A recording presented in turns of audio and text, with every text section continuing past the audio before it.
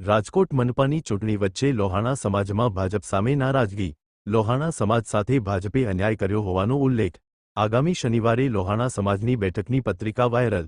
ભાજપ દ્વારા 3 મહિલાને જ ટિકિટ આપવામાં આવી છે. લોહાણા સમાજના કોઈ પુરુષને ટિકિટ ન મળતા લોહાણા સમાજમાં નારાજગી. આવતીકાલે રાત્રે 8 વાગે સંમેલનનું આયોજન કરાયું. અહેવાલ સંજય પોપટ. નમસ્કાર, મારું નામ કેડી રઘુવંશી, સંસ્થાપક અને ગુજરાત પ્રદેશ પ્રમુખ શ્રી રઘુવંશી યુવા શક્તિ સંઘ.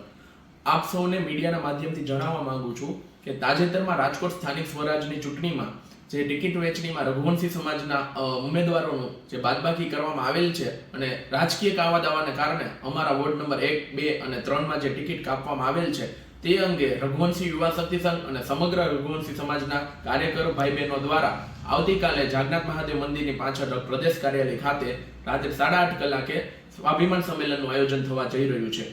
આ સ્વાભિમાન સંમેલનમાં રઘુવંશી સમાજના વડીલો તેમજ યુવાનો મળીને આગામી દિવસોમાં જે મહાસંમેલન યોજાવાનું છે તે અંગેની વિસ્તૃત ચર્ચા કરવા જઈ રહ્યા છીએ.